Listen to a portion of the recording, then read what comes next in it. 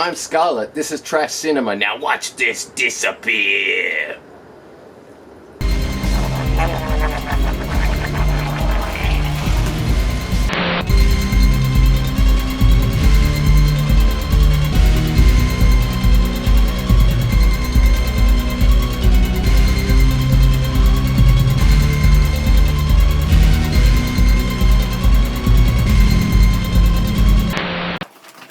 So anyway, as I was saying, I'm Scarlett Shred, your resident hostess of horror. And in this, the very first episode of Cinema Trash, we'll be covering the best, nastiest, most offensive and despicable movie that Troma never made. Directed by Jim Muro, written by Roy Frumkus and starring Mike Lackey. Street Trash is an exploitation body horror movie first released in 1987. With an estimated budget of only $500,000, these folks set out to make a dark comedic horror film that would serve to, in the words of Roy Frumkus, democratically offend every group on the planet. I think they succeeded, but in a fun way. Let's go dumpster diving. We open with a nifty Sam Raimi-style tracking shot as we float by a closed liquor store in dilapidated Tromaville-esque New York City in the 80s. Right away, the film looks and sounds really good. The creative camera work and ominous B-grade synth music set the tone effectively and instantly. We then meet Fred, our hero? Main character? Daddy? Resting behind a trash can. He stealthily follows this guy into some kind of storeroom so that he can steal a bottle of booze. But then his cover's blown. Drop that bottle! What ensues is maybe the greatest opening title sequence in all of cinematic history. Fred, booze in hand, now running from old mate Crop Duster, causes a car accident. The driver then joins in the on-foot Fred chase. Fred then bumps into Wizzy, who appears to be stealing money off another old mate who's sleeping rough. He proceeds to snatch $3 from Wizzy and continues to flee. Soon cornered, Fred seems like a goner. I want my money. No! No, I want my money. When Oh, shit! he's saved by a heroic sentient fire escape ladder? Fred proceeds up the ladder only to find that the building's on fire. With residents now fleeing down the escape, Fred jumps through the closest apartment window and interrupts some people's private time. Fire! Fire! Building's on fire! Don't take anything, just run for it! Gets out of the building, then narrowly escapes his foes by jumping into a passing dump truck.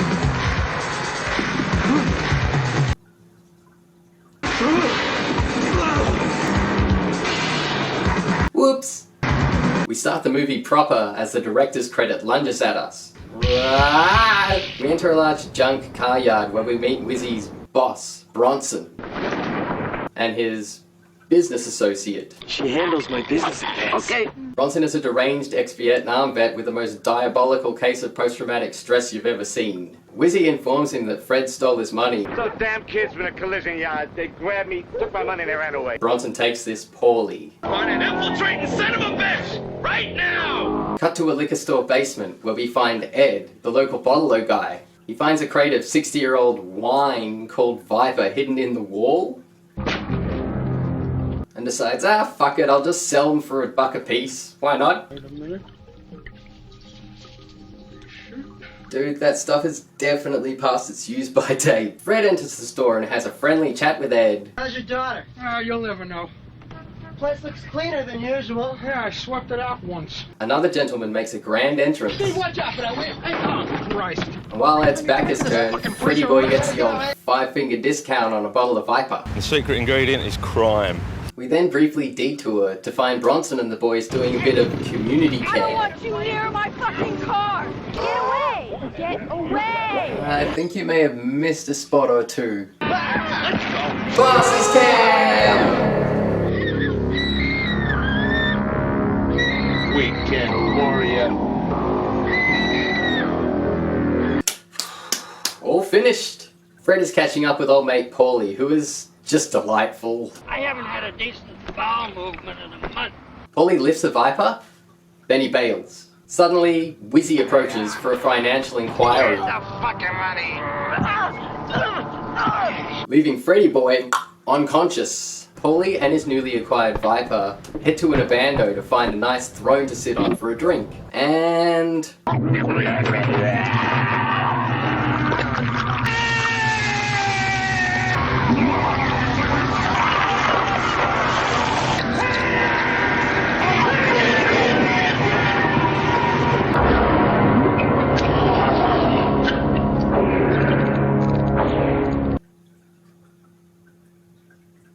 car yard, we meet this totally normal person.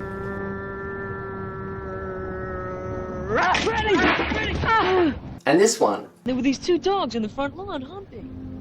And I would do whatever my brother Freddie said. So Freddie goes, run! So I ran. Next thing you know, the dogs are humping me. They got a little thing going on, maybe, sorta, not really. Wendy works for Snyder, who runs a tight ship. What the fuck is this? I'm not paying you to babysit. This must be some kind of feminist motherly bullshit tactic. Or maybe not so much. That's right, Mr. Snyder. My ass belongs in your chair, not in your lap, which is where you keep trying to put it, which I don't appreciate one little bit. Hey, I never forced no woman to do nothing she wasn't dying to do in the first place. Snyder, he's a creepy jerk. He runs the car yard and he hates bums. Get out of my yard, you bum! That's pretty much it. Oh, and his son works at the IBM building? Hey, Frank, isn't a custodian engineer a janitor? Not the IBM building, you asshole! Fred is awoken after his assault by all-round cool guy Bert. Fucking was he planted his foot halfway up my ass? Oh, he was just planting corn. You get it? Corn, his foot, and your ass. And realizes his delicious dollar beverage is gone. And he got my fucking bottle of Viper, man. Back at the liquor store, we bear witness to this glorious interaction. Life! I'm talking about life! Are you though? What the hell are you talking about? Just get your booze and get out of here. Shit! Shit! Pal! After exiting the store, Old Mate bumps into new, fresh, charming character, Beefy Cop. Somebody got iced, and it was probably your shithead boss who did it. Did you see him? No, you gotta take my word. I really wasn't looking. That ain't good enough. I can't do a $5 investigation on 5 cents worth of shit. Beefy Cop finishes harassing the elderly homeless. I'm gonna be here the next day, and I know you. Okay. And Old Mate then retires to his humble abode, I got my own place, a condominium.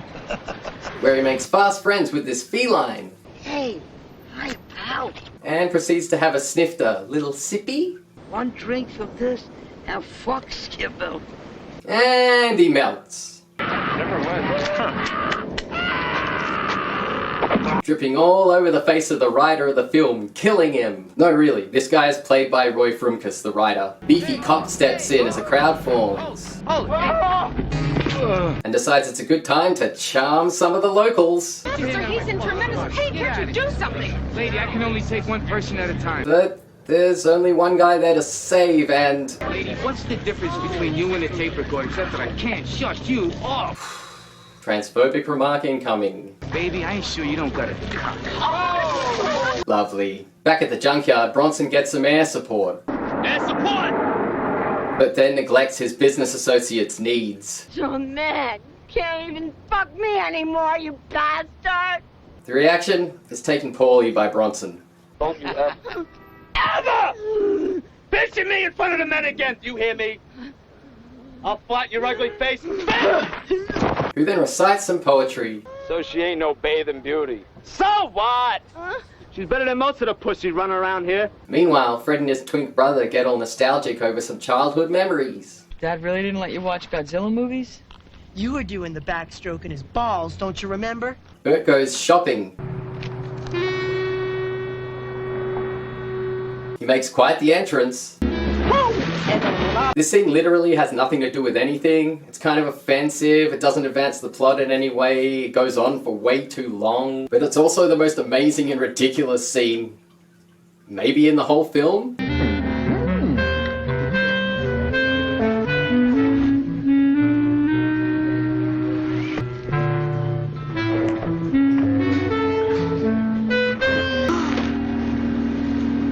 Well, what you staring at, bitch? You're robbing the store, young man. And I'm telling the manager. I'd like to know what you're doing with all that chicken in your pants. Say what? You heard me. Bert's exit is even more pronounced than his entrance.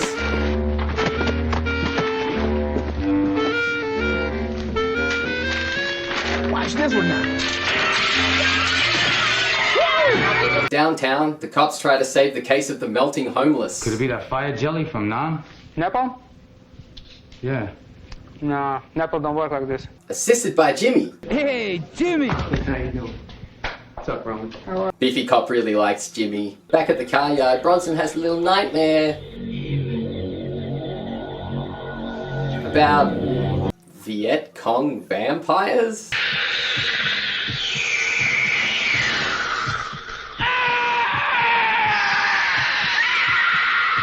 And proceeds to throw a live grenade.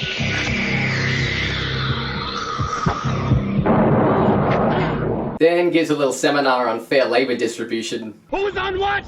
Who had fucking watch? Elsewhere, Fred essentially abducts a mob boss's drunk girlfriend from an alleyway. I want you all the way in me. You do? Right in front of the doorman. That's all right. She had a bit too much of the good stuff. Mickey said I should take her home. What? After which, the doorman is confronted by wise guy Durant.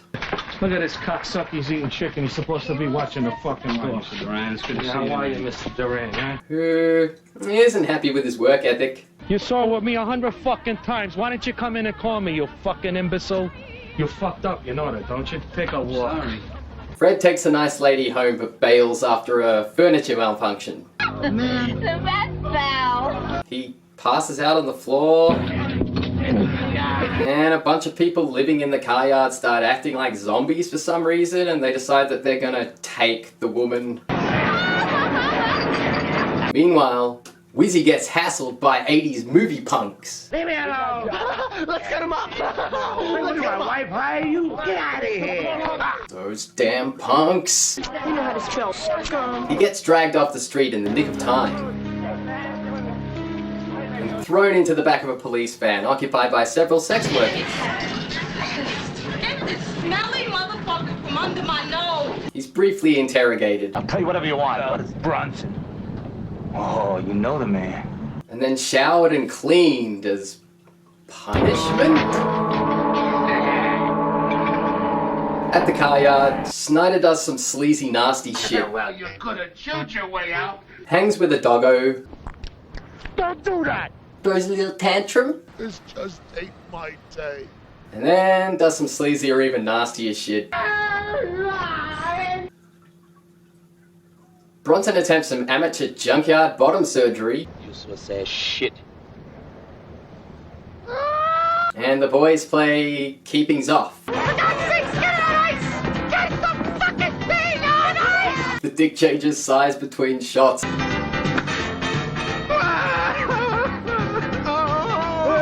Must be fun, even the school kids are joining in.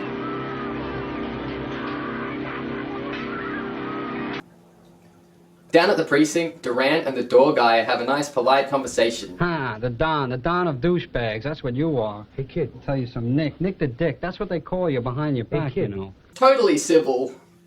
You're a fucking dead man, you fucking rat. Durant sends a henchman to the junkyard to snuff out Fred. But instead gets a zipper surprise! Fuck you, douchebag! Beefy Cop shows up and gets held at gunpoint. Ooh, he's a dead man for sure. Wouldn't you rather die in combat than rot in jail? Like this mobster's gonna go for that. Fuck it. Why not? Bad call, I guess. Beefy Cop isn't done yet, though. After the henchman's body fluid bathroom burial, Hefty Boy returns Durant's gun. Thanks for complying with the law. Here's a reward for you. And enters the car yard to confront Bronson without backup. Don't go in there by yourself. I'm warning you. Bronson attacks and...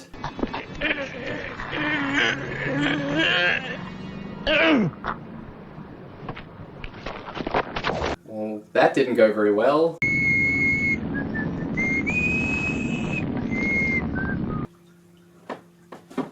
Fuck you. Fred is also having a rough day. Give me a bottle of booze. Here's my $1. Suck my dick. He finds a nice spot to have a snifter. But before he can drink it, he witnesses the demise of another Viper consumer.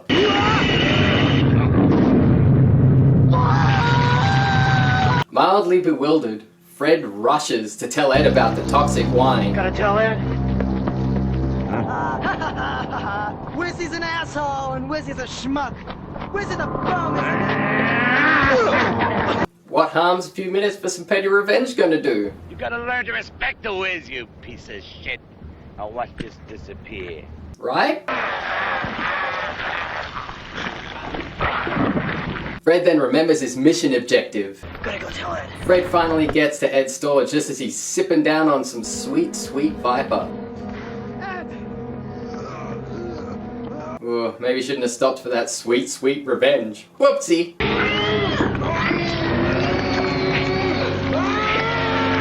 Once again back at the junkyard, Bronson is having a nice relax, but then runs out of booze. His lackeys bring him a bottle of freshly acquired Viper. His business associate wants a little taste first, though. You greedy scum bastard! You never stand a good, never! Which predictably upsets Bronson. You never defile me like that in front of the men! But the Viper doesn't go down so well. Bronson is understandably devastated. I mean, who's gonna take care of his business affairs now? She handles my business affairs. Okay. Anyway, he spots Wendy and Fred's twin brother, and somehow it seems like he knows that they're about to bang. This angers Bronson, and he just fucking goes for it. He chases Twink Boy around the car shop warehouse for a little bit until Fred comes to the rescue.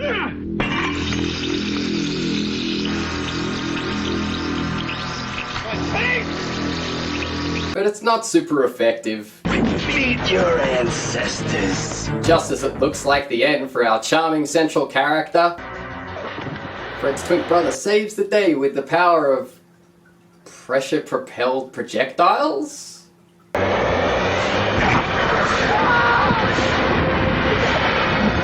Yes, science! Bronson's decapitated head lands. The body, still spewing blood, collapses next to it. And Wendy runs to twink Daniel LaRusso as Bronson's head manages to cop one last inappropriate look. Titles.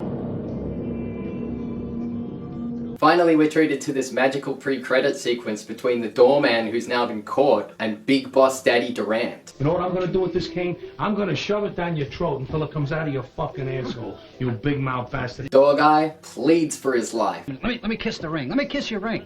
But to no avail. You know what you're gonna kiss? You're gonna kiss my prick. Durant lifts a bottle of Viper off the kid. What is this? Hey, Mr. Duran, you know, I look up to you. You look, you know, I look at you, I see an Adonis, you know what I mean? Look at this, he's drinking on my fucking job. And... Oh, Jesus, you fuck you! What's the matter, boss? Hey, you're not looking too well, boss. Kill the rat! Holy shit, he's dripping. Credits. Turn around, you prick, you! I'll bite your heart! You call me Mr. Durant! And yes, this is Durant doing a hearty version of Frank Sinatra's My Way with personalized lyrics. Perfection.